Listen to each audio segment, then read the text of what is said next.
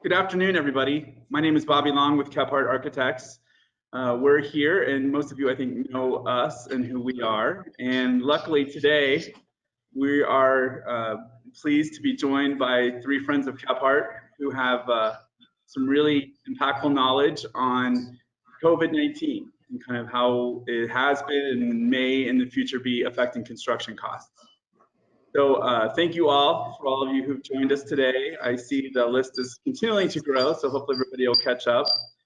And I wanted to say I really appreciate our three guests today. So I have with me Shannon Sperry from Medici, I have Corey Palmero from MPC, and Joseph McKinnon from AJM Framers.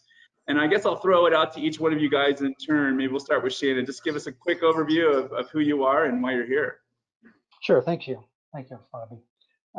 Medici Development specializes in tax credit projects. Since 2006, when I first came to the company, we have developed 4 or 5 of those projects. Medici Consulting Group is a subsidiary of Medici Development, and that company provides financial and design and construction services to nonprofits and housing authorities up and down the Front Range. And in that capacity, I think since about the same time frame, we've been involved in one level or another in probably 20 to 22 projects. Great. And we have a long history of working with Medici and certainly appreciate all that you guys always bring to the table on the projects we work with you with. And then luckily, we also are joined by Corey Palmero from Martinez Palmero Construction. Corey, you want to say a few words? Yeah, thanks for having us. Thanks for having me on. Martinez Palmero Construction, MPC, we established ourselves about 11 years ago. We've placed probably over $1 billion in assets in this market and a few $100 million in assets in the Central Texas market, which we established ourselves in 2012. Usually have about 10 projects going on at any given time, ranging from 30 million to 75, 80 million, depending on the size. Predominantly multifamily apartments, your 3-story walk-ups to your wraps, podiums, mid-rise, up 12 stories. There's kind of a mix. I'd say we're probably doing about 50% wood, 50% type 1 construction.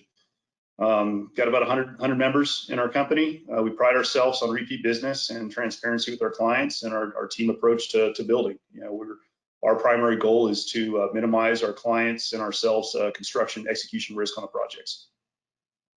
Great. Thanks, Corey. Again, appreciate you being with us.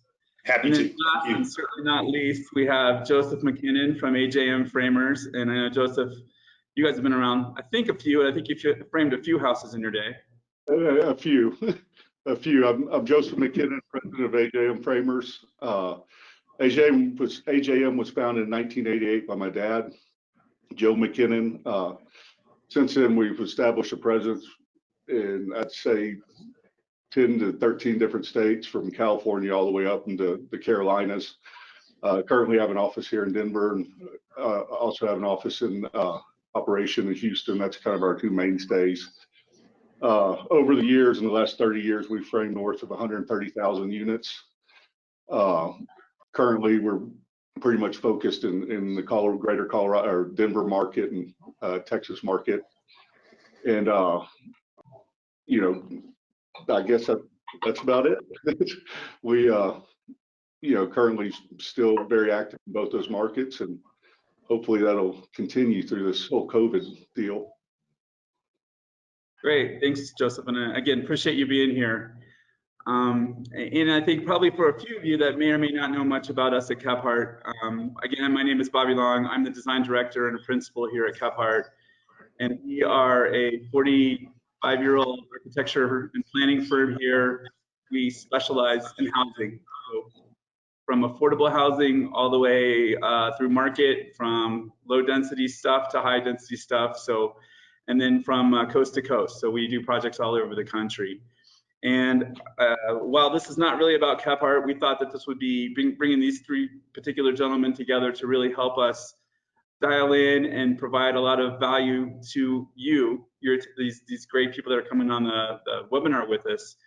And so there's a couple of things with the GoToWebinar that I want to make apparent for you guys. First of all, there's a questions section, and I would encourage you to feel free to add questions to there. We're going to make this a very casual conversation. There's not big presentations on anything. We thought it would be more impactful to really do round robins and get to the nitty-gritty of the questions that we have, that we've heard from you guys, and things that we've all heard from the marketplace as it stands, so that we can move forward and get you guys some information as to how to maybe navigate this a little bit better moving forward. But there will be some time at the end to have some questions from you guys. So please feel free to put some questions in the question thing, and we'll monitor that as we go through. And also, if there's any things separate from questions, there's a chat function as well. So feel free to use the chat box to add comment or add flavor, however you want to add value to the webinar. So we'll monitor both of those here at Kephart and make sure that we have some time to kind of react to those at the end. And then with that said, I'd like to just jump in. You know, obviously, we're all focused on a lot of crazy stuff that's been going on in 2020. And while there's certainly some things going on recently that may have pushed COVID a little bit out of the limelight, I think we're still mostly focused right now on COVID-19 and the impact that has had. And I would imagine that each of the three of you have had completely different experiences on how COVID at a high level has affected your kind of impact. So maybe I would ask Corey, just give a quick overview of what you think COVID has done, kind of in a big blanket statement to you in your world. Well, luckily we're still building, so that's a big bonus. We've adapted to it. You know, when it first hit, it took the wind out of our sails for a few weeks, and you know, now that we've kind of gotten in our stride over the last few months, production's picked up. It is still, you know, it's still taking longer to do things just due to, you know, all the precautions we have to take. We're doing temperature checks for all of, you know, our employees, our subcontractors' employees. People have to wear masks. They have to be social distancing. You can't gather in large groups, which makes it harder to, you know, run productive sub meetings. So you know, it's something we're getting through. You know, I'm happy that the production is moving forward. From a material standpoint, we're actively trying to secure materials early. So for jobs that may have just started, what we're advising our clients to do is allow us to not just lock the material in. Let's buy it. Let's buy it stored if we need to, especially if it's coming from overseas, because we are seeing projects that were in the finishes when this happened that are relying on materials coming in from other countries. It is having an impact. So your countertops, your cabinets, light fixtures, appliances, other finishes are having an impact. We're also seeing an impact in slower inspections from the city. They're taking their own precautions to protect themselves. Sometimes if somebody gets sick, you know, you're going to lose some inspectors. So that's been, you know, that's been problematic, and especially in the cover-up stages that we're trying to do with our projects, of getting your mechanical inspectors, plumbing inspectors, officials. Pricing, we're really active. Our pre-con department is slammed right now. You know, but who knows, you know, whether those projects are going to continue moving forward. You know, luckily for us, we've started a lot before this happened, so we're not really dependent on a lot of new starts. I think you're going to see some slower starts, you know, for probably the next 6 to 7 months. You know, pricing though has not really come down; it's stabilized. We're seeing a little bit, you know, of price reduction, but it's more, you know, it's more panic buying of subs wanting to secure their work. I don't think we've really seen a drop in commodities, but we're hopeful that we'll see a little bit of a correction. You know, once the subs really see it in front of them that the pipeline is dwindling, that we'll see some correction in pricing, you know, over the next 6 to 12 months. You know, that's interesting. I mean, our experiences are similar in that. I think really surprising to us, the construction schedules really haven't suffered nearly as badly as we thought they would. You know, projects are still moving along. There are a lot of challenges, which I'm sure we'll dive into a little bit more.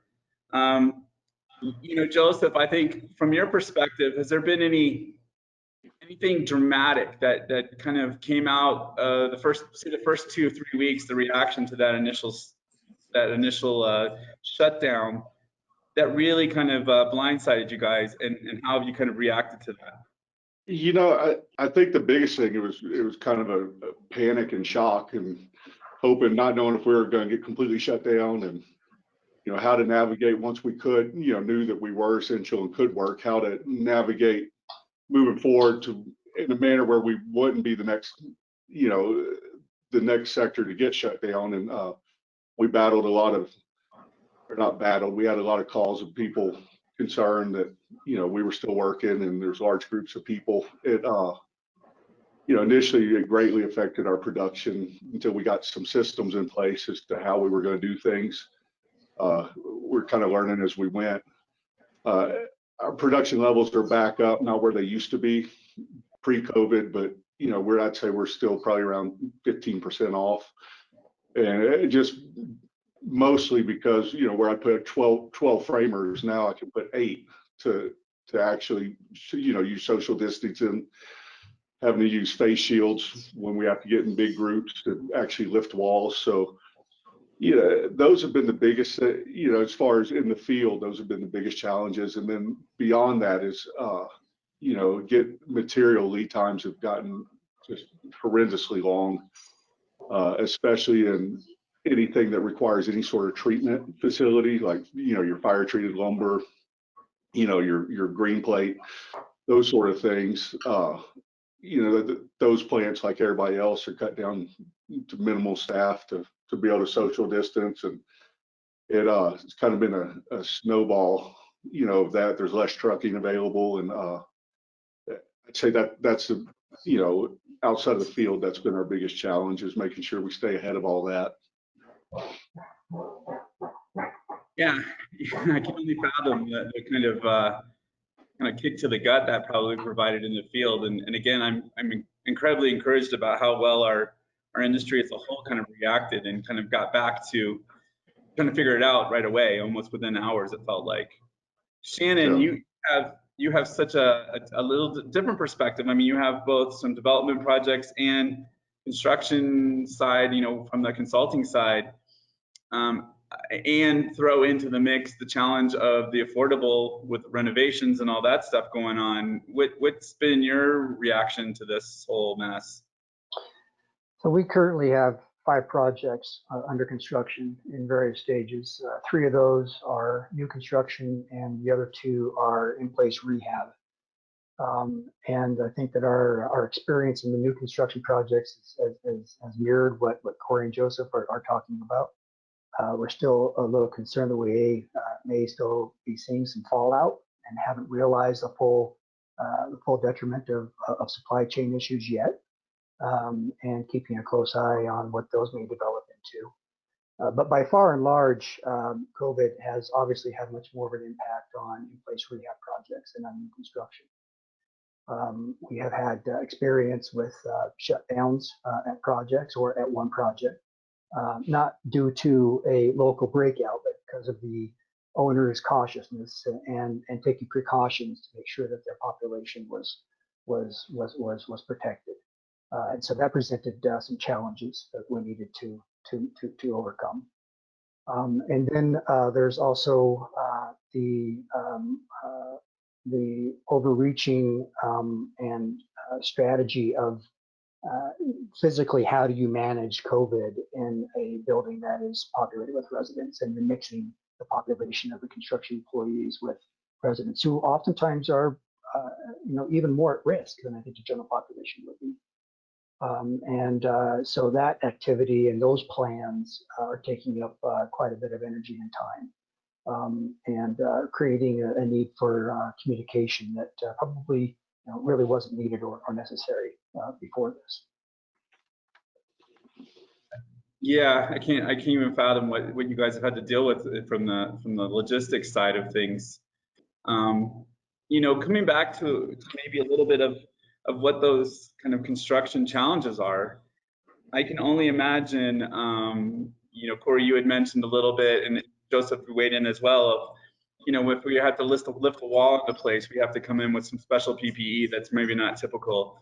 I would, put out a quick question, just what kind of other crazy stuff have you guys had to deal with, and how has that really affected it? I think Joseph already threw out there maybe after an initial reaction of being able to get back to within maybe 15% of your capacity, just from a pure labor and how you get the work done. Maybe talk to that a little bit. Corey, let's start with you. Yeah, we spent a lot of money on cleaning the buildings over and over and over again.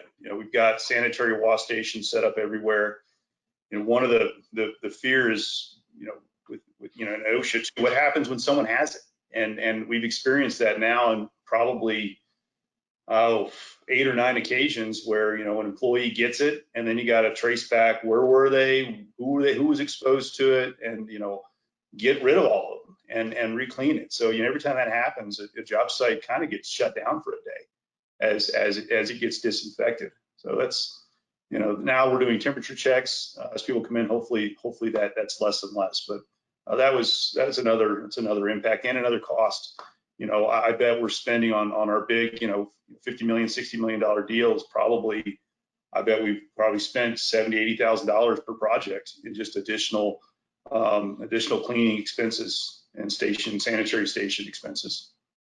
Let alone delays, right? I mean, yes, through it all. Yeah, which is the delays. I mean, that's the cleaning expenses a drop in the bucket compared to a project like that getting delayed. Absolutely. Joseph, anything else? Any other horror stories in your world? And I guess as you think about the answer to that question, and I guess I would throw this out to both Corey and Shannon as well. How much longer do we have to plan for this stuff? I imagine that's part of the construction plan now as we start to move forward and as you start to plan out your labor force and how things are getting done and what that schedule looks like. Joseph? Outside of the initial, I guess I've had a tough time getting, my guys seem to be very polarized on whether COVID even exists or if it's the worst thing in the world. It seems like nobody will fall in between. But it's been extremely challenging getting them all buy in and wear the masks and believe in it, especially when they, in a lot of cases, they live and ride to work together. And trying to get them to follow suit on the job site is difficult at best. We put more supervision on the jobs to help monitor the social distancing and trying to do our part from that aspect. It's definitely presented some difficulties, and as it gets hotter, it seems to be even tougher to convince guys. I mean, I don't blame them. It's 90 degrees outside, and we're asking them to cover their face. But that's been the biggest challenge, is getting people to buy into it, and even if they don't buy into it, accept that that's. No, we're dealing with the same thing, and monitoring the subs. I mean, it's a full-time job. Yeah. And the reality is, whether you believe it or not, if the city sees you not doing it, they can shut you down. So, that's the approach. Making sure people wear masks. That's the approach I've had to take with a lot of my guys, is say, look, whether you believe it or not, if you want to work, you're going to wear it, and that's that. Otherwise we're going to get shut down, and like the restaurant sector and bars and everything else. So I think that's been my biggest challenge, field related, is getting the buy-in from everybody. Shannon, have you guys, you said you have 5 projects that are under construction.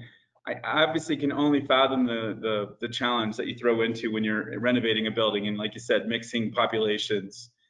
Any other, maybe even something on the stuff that's not mixing populations that kind of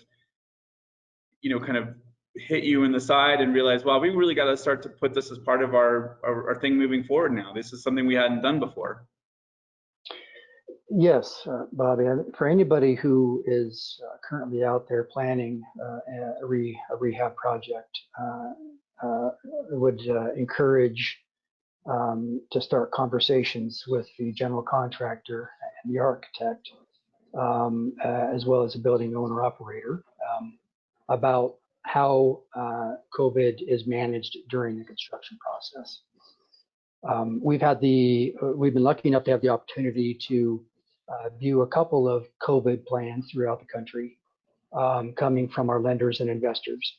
And while each one of those plans deals with, I think, what we would all consider to be typical strategies, sanitization, social distancing, cleanliness, temperature monitoring, that's all fine and good to the lenders and investors. But what they're really looking for is a plan that creates a physical separation between the construction employees and the residential population, which translates, of course, then into possibly phasing the project a little differently, or creating a construction path that that does enable that physical separation. And I don't think I have to tell anybody on this call how that can potentially impact the schedule and the construction budget. So it would be important to start vetting those questions out now with your contractor and your architect, and making sure that that plan is in place on day one, because that is something that all of our lenders and investors are asking for. I mean, I can only imagine, any project that Corey, you said you're going through a lot of pre-con stuff right now, that stuff is starting to be put into the plan, the bid, the cost, the time schedule. How kind of effect is that having on things? How much delay is that looking at? Cost implications of just that part of it alone.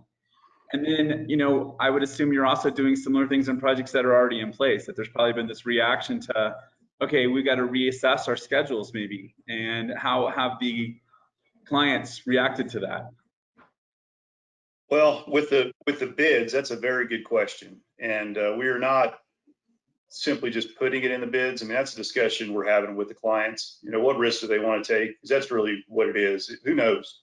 We might not. This might go away in a few months. And if we're pricing the job out, we're working on a job now. It's probably not going to start till next year. So I think coming up with what the cost is, and then working together of how much exposure do we want to take, or how much protection do we want to put in the bids is what we would be doing. Schedule wise, we're documenting it. No one likes delays. We're dealing with force majeure events. So, what we are proposing to our clients is to document the delays. And if we can make the time up, we'll make the time up. We're not, trying to price gouge them with general conditions. We lost a week, give us $5,000 a day. It's okay. We lost a week. Here's why we lost it. And, luckily we still have a long runway to build this job. If we make it back, we're not going to need any relief. We're not trying to use it as a profit center. But, if we don't make it back, this is the exposure for the project. We've had extensive conversations with our insurance company about it as well. How do you handle it? Is it something, because it's a pandemic, and for me, I've been doing this a while. I've never dealt with it, so it's new territory. I can only fathom. Joseph, what about you? I mean, as you're looking at your current projects, your future projects, I imagine you're throwing numbers to Corey right now on things, and folks probably on the call here. How's your approach been as far as trying to get a handle on this impact, schedule and cost wise? Yeah, the schedule initially, like I said initially, I was worried it's going to be a much bigger impact as far as schedule and then our general conditions and overhead. I don't feel like it's going to be that big a deal. Right now, we're not putting any additional cost in for COVID. I think I'm still, glass is half full, like Corey was saying, that even for us, the jobs that we start looking at, by the time we're actually framing on them, it's usually a year out. And I guess I'm holding out some optimism that, that we're going to have a handle on this a year from now. And, especially looking at, it's hard to justify increasing any sort of cost and, looking at a market that's slowing down. So, right now we're trying to find ways to decrease our cost and work within the, COVID guidelines and all that. And that as of right now, that's our approach. Well, as I said here, this is not meant to be kind of a depressing conversation. So as we start to look forward to things moving on, what kind of any optimism as you start to look towards pricing projects moving forward? How have you guys been approaching those? Things like material costs, labor costs. I might even throw out there with some of the other sectors completely shutting down or really being restrained, whether it be retail or office or senior hospitality stuff.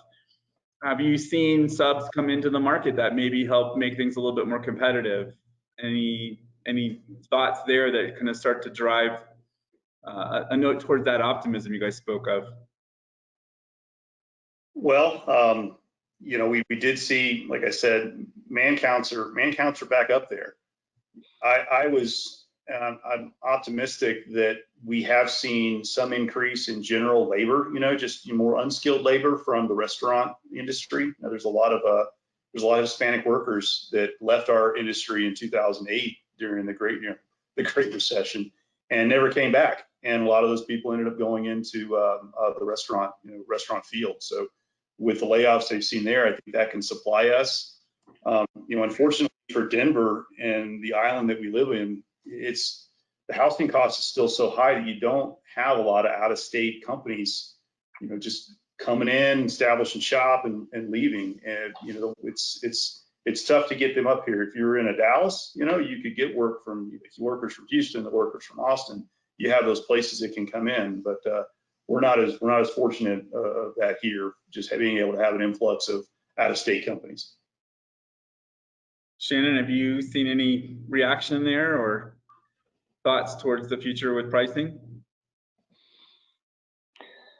I think that the one thing that gives us some optimism is that the construction industry in general can move at a pace that will probably, hopefully, keep the COVID impacts and effects in check. I think that we are certainly seeing situations and conversations where it's hoped that by the time we had this COVID issue dealt with and understood, you know, we would have missed that blip that could have been produced. And certainly we're seeing everybody come together, such as conversations like this, to help make that happen. I think that moving forward, in order to increase that optimism and to put everybody in the best possible position, the one thing that COVID has emphasized for us is that communication has become so much more important than it ever was. The ability for the owner, the contractor, and the architect to communicate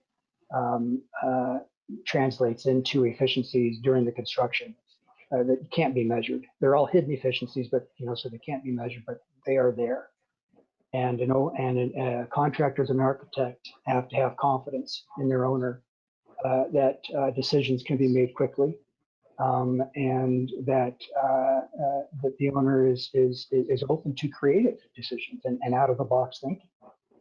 You know, the one thing that we think stifles creative thinking is the fear that that solution will take more time than the original problem is going to take. And if an owner can instill the confidence in their architect and contractor that they're open to those kind of conversations and can make those decisions on a fast track, you know, I think that can help overcome some of these challenges in the supply chain and the labor issues that we're currently experiencing. So communication can be, I think, going to be very important moving forward, and to be part of that optimism that can be created.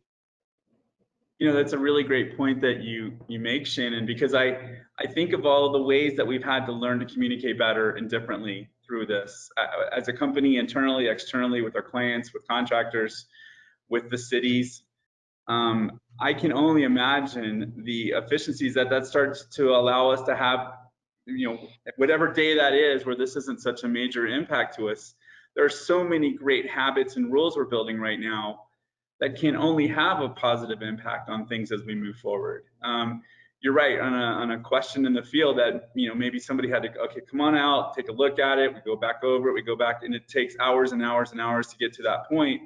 Right now, we're used to being able to take it with a phone shot and here, take my camera up here and shoot this picture and let's talk about what the solution is and let's all get on a GoToMeeting and solve this problem in a matter of minutes as opposed to days. I can only imagine that having a ripple effect throughout the way that we handle these projects moving forward. And how do we take advantage of that? And how do we trust each other more, as you said, Shannon, so that we have this kind of all in it together attitude that I think is going to be impactful for all our industry moving forward. You know, Joseph, I can only imagine how that would help you as well down the road if you don't have to wait for some architect to get off his butt and give you an answer. You know, you can get to the answer quickly without having to, you know, make me come out there to see it, kind of thing. Any thoughts?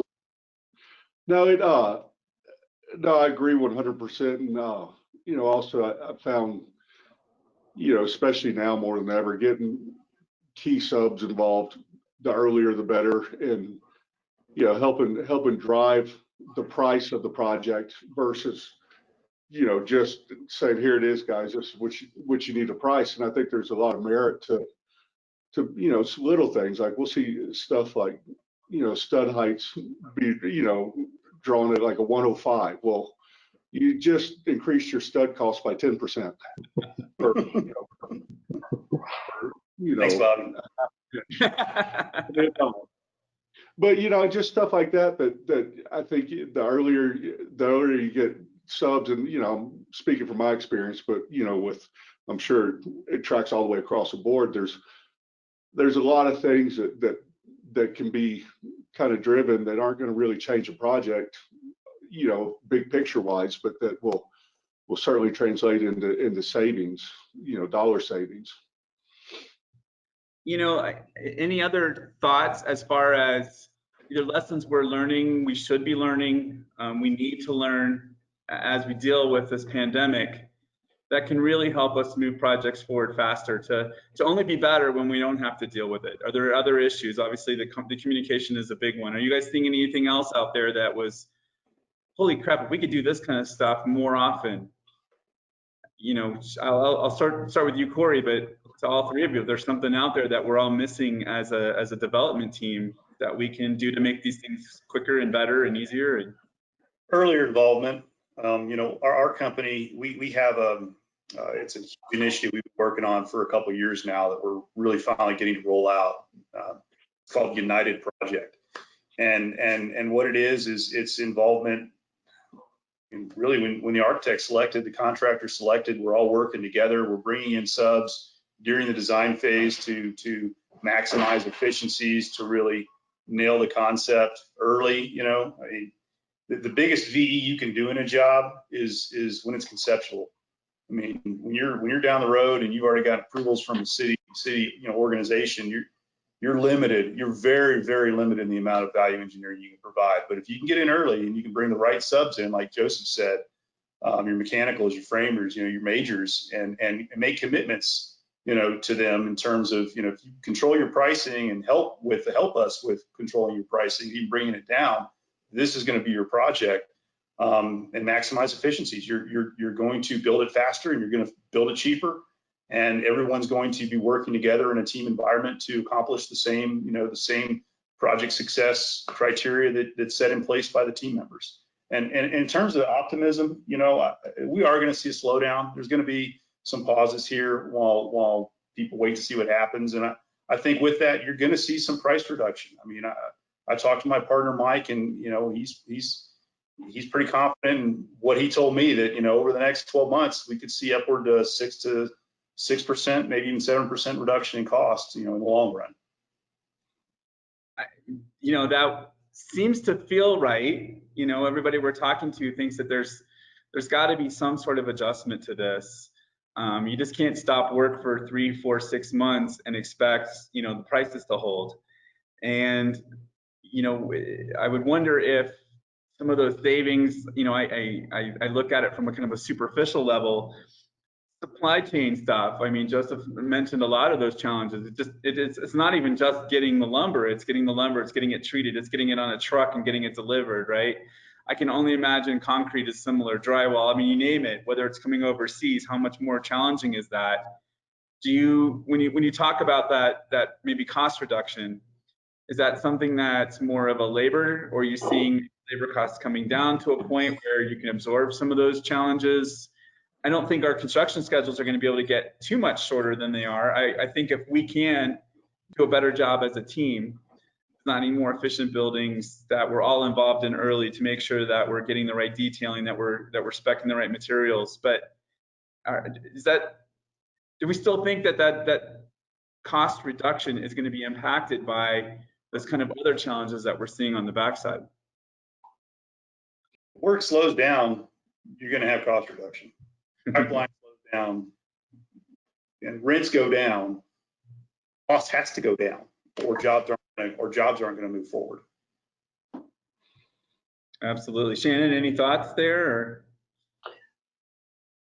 Yeah, to your first question, Bobby, that started out this section. We've been advocating for early GC involvement in projects for a long time, and it's an uphill battle in the public arena in which we operate. But I think that there have been some definite progress made there, and we certainly do that in all of our projects. We have the general contractor identified and on board at conceptual, and the ability for the GC to come to the table and there be a three-way conversation just creates a lot of efficiencies at the end. There's just no replacing that, right? I think the challenge is, and the challenge the public sector is trying to overcome now, is how do you gain the benefits, because I think that's recognized. Having the GC on board as early as possible has a lot of benefits to it. How do you balance that with the need to make sure that competitive bidding and that the funds are being spent as cost effectively as possible? And I think there are answers there, and there's ways to go about that. But we sure would like to see the industry as a whole move towards more of a entire team approach as early as possible than I think what we would all consider to be the traditional approach. And I certainly feel like things are moving that direction, and I'm optimistic that if anything, a lot of the lessons we're learning through this crazy last 4 or 5 months really starts to augment that and really make it much more apparent. And so I guess looking at my last kind of overall thought that I wanted to ask you guys about is, how do we take advantage of this? And we have a lot of our developer friends on the call here. What advice would you give to them? What's hold off for 5 months, start as soon as possible, pack it up and close your doors. What I hope it's not that. We need housing. But what kind of advice would you offer to the folks on the call here to be able to better plan moving forward with jobs, whether they're in construction or they're just starting to talk about concepts? And then how do they maybe best take advantage of it? And what are some realistic expectations as they do move forward? Let's start with you, Corey. Well, I would keep moving forward with your project. I'd get it ready to start, for that matter. So get your drawings done, work with your GC, get some subcommitments made. I think, if you can, I would try and hold off until second quarter next year. Give this a few more months to see what happens. I think you'll get a little bit more better bang for your buck, hopefully, in terms of cost. What we don't want to see happen though is a complete shutdown, and then in 12 months everybody starts their jobs at the same time, and then we're back into not being able to facilitate projects effectively because of a lack of manpower. Joseph, any thoughts? I probably mine pretty much mirror Corey's. I think there will be an opportunity for prices to see a significant decrease. On our end, it's not going to happen until there's no work. Right now, we're still in a situation where there's, probably more work than there is labor, or borderline getting to that scenario. So, nobody's ready to take a haircut yet as far as my subs go. When there's no work, they're going to be more open to it. I think the mills will get caught up, and we'll see lumber adjust back to a normal level. But like Corey was saying, if all these jobs what I'm seeing, there's a whole lot of jobs that are ready that are being shelved. And if all those come back online at the same time, we're going to be looking at a situation kind of like 2011 where there's no way the labor force is going to keep up with the demand. And then those numbers are going to skyrocket. Mills are going to be, have no inventory. That number is going to skyrocket. So, yeah, I guess I'd be cautious that waiting for this huge drop, rolling the dice, because my opinion, for what it's worth, is that it is going to happen, but it's not going to be it's going to be a small window where you can take advantage of that. And that's my 2 cents on that, I guess. Obviously my self-serving advice would be just go. Let's build some stuff. But I think moving forward cautiously is the best advice I could probably give. Okay, Shannon, any thoughts there? I think that as an industry, we have to plan for what if, unfortunately. What if COVID is still with us 12, 18 months from now in some capacity or another? And so to that end, I think that the way that Medici is going to be adjusting our strategy will be to make sure that conversation is developed and manifests itself in a way that is concrete enough that it can be applied to the project at any point in time. And it needs to be a live conversation. I don't think this is something that you talk about once with your team and then it goes away for 6 months. It needs to be something that we want to talk about on a consistent basis and check in with the team on a consistent basis to make sure that everything's being considered and priced and planned is still going to be able to react to the existing conditions or the conditions as we may expect them to be in 6 or 8 months. So, again, I'll go back. Anybody who knows me says that I talk about this too much, but I'll go back to how important communication is and how COVID has emphasized it's become even more important as we move forward in the future. Yeah, it seems like everything that we talk about always comes back to that, doesn't it, Shannon? The more that we can communicate as a group, the more we can be clear and transparent from as early as we can when we're all in a room together, and the more conversations we have, because you're right, it's not a one size fits all. The other thing I think we've learned from this kind of experience is that whatever we thought was going to happen tomorrow is probably not going to happen tomorrow. Something else is going to happen. So if we're not continually having those conversations, and I think a lot of times we all have to get to a point where we're pretty vulnerable with each other. That trust that you talked to, Shannon, that we need to be able to trust each other, that we're all in this to get to the right place at the right time. And that way we can have those conversations about what's challenging each of us, because my guess is what might be challenging Corey might be able to be solved by Shannon or me or somebody else. How do we help each other through this to get to that end goal? And so I'm really optimistic about where we're moving forward. I do think there are a lot of great rules and stuff that we've kind of had to learn, methods, materiality that we've had to kind of been forced to swallow, so to speak, that I think are going to make us better coming out of this. I just think about how much easier it is just to even have a video call, to be honest, and that's stuff that we never did before. Yeah.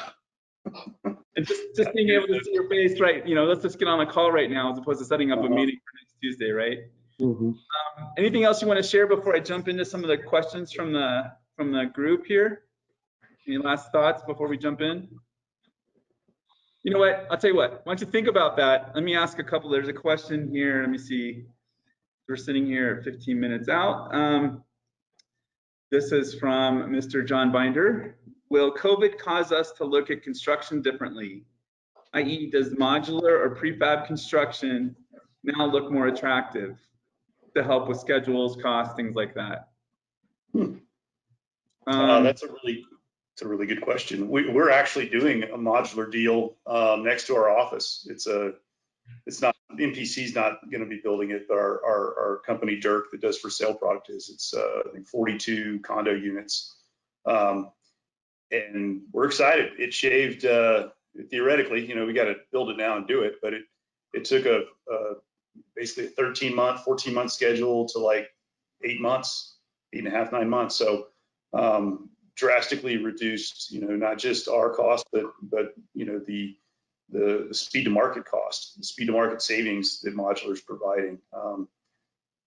Interested to see how it goes and see, how many more we might do if it goes well. I think I would expand that conversation to be maybe, and I don't know, Joseph, if you've been experiencing any of this panelization, things like that, as opposed to just pure stick belt in the field. Is there anything in your world or in your periphery that you've noticed that may or may not be able to have an impact?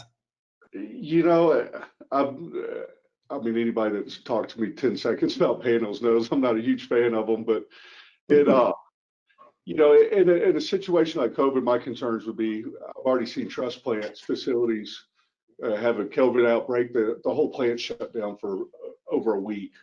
You're running into that same issue with panels and, anything that's being done in a tight quarter facility. So, I would be concerned about that aspect to where, like on the job site, it's usually addressed within a day or so when everybody's back to work.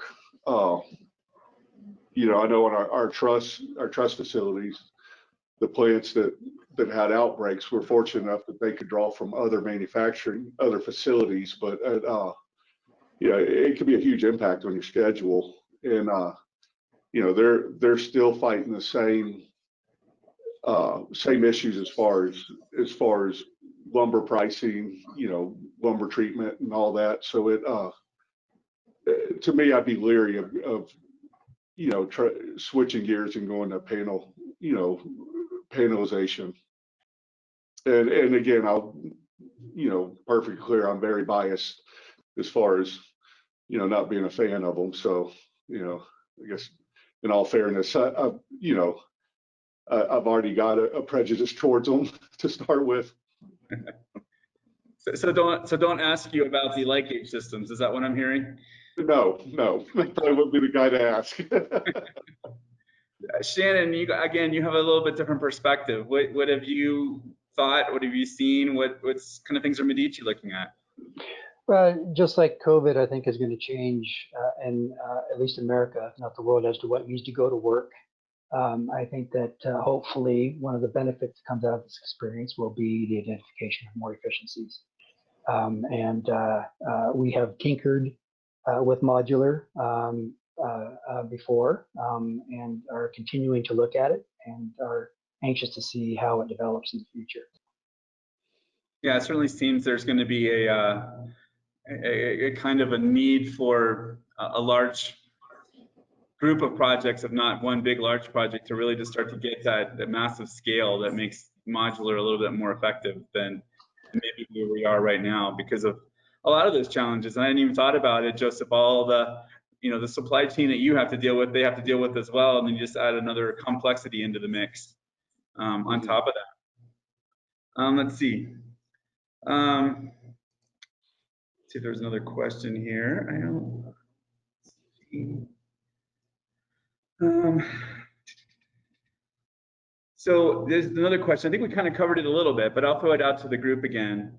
I think it goes to the safety measures that we've had to put into place to be able to continue to work and what those look like.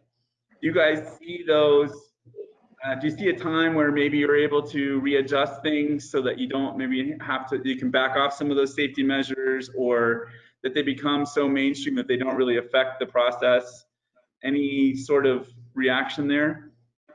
We recently did back off of one of ours, and it was a big one. When this started, if you were in contact with someone, you had to self-quarantine, if you remember, for like 14 days. So our fear was, well, man, we've got like seven to eight folks on a job site between your project manager, your supers, your assistants, your engineers. And what happens if one of them gets it? And all of them have to go, and then we have to shut the site down because we have no people. So we started doing red and blue teams. So you'd have half a team one day and half a team the other day, which made sense at the time, but it does take its toll on your QA/QC. I mean, the reason there's 7 people is because that's what it takes to build a job. We stopped doing that about 2 weeks ago. So now we're back to full teams on site, of course, all with their PPE. But that was one that was one big one for us as a GC that we had to endure for the first couple. We were now able to go back, once offices reopened and when offices reopened, we went ahead and went back to how we were doing it before. We're waiting on the state, man, brother, we got to follow. So as soon as the state says we'll lax up on something, then we're going to give people the opportunity to do it. I know my folks hate wearing masks in the job site trailers, but right now they got to keep doing it. Well, we're all in it for more than just our own safety right now. We're in it for everybody else, right? So, I asked you guys to have a thought about one last thing you might leave everybody with. Anybody want to volunteer to go first with their closing thoughts? Don't all jump in at once. Call on somebody. I would, my closing statement would be to keep moving forward, communicate to what Shannon said early. And I think the more we can be transparent, truthful, and trust each other and really make, and really work as a team, and that level of trust is key to maximizing efficiencies, maximizing our savings that we can utilize, and that's going to help us push through this. Okay, Joseph? Again, I'm kind of piggybacking on what Corey said, but I mean, he's absolutely right. And so the pre-planning, starting things earlier than you typically would, as far as even just trust submittals and RFIs and all that, getting that much earlier, and then trying to get ahead of any panicked, oh no, we're not going to be able to get this material. And we ran into it before COVID with LP flame block. I mean, never had any big issue, getting it. And right now, if I ordered it today, it'd be the end of September before it hit a job site. And I think things like that are going to get worse. So really going through and making sure that any of these things that just expect that if it had a traditional lead time of 8 weeks, you might be looking at 16 or 20 now, and giving yourself the time to plan around that before it's right in your face and even bigger problem. Communication, right?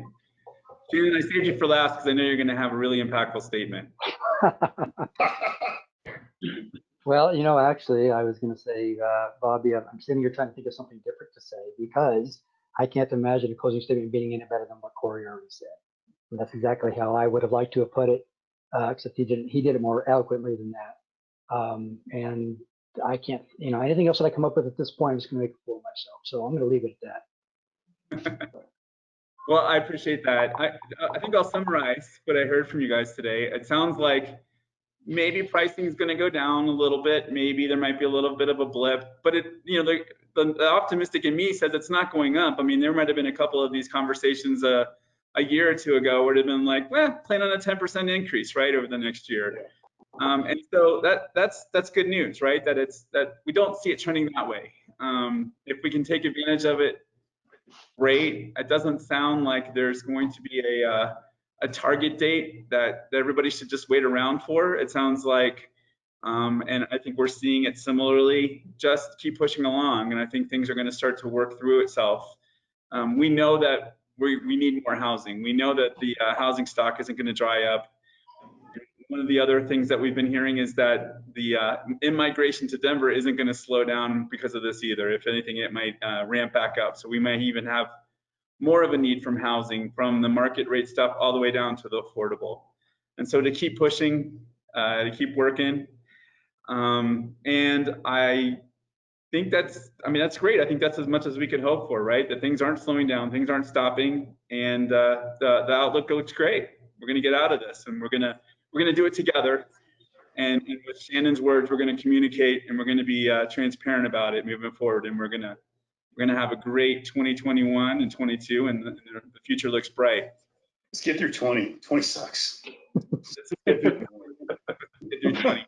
We got like a deadly dust storm coming in from Africa next. I read this. Right? Well, again, I really appreciate you guys spending time with us today. Shannon, Corey, Joseph, like I said, the bar tab's on me next time we can go get together. And I really appreciate it. I hope everybody on the call found your information as valuable as I do. And we look forward to chatting with you again soon. Thank you, guys.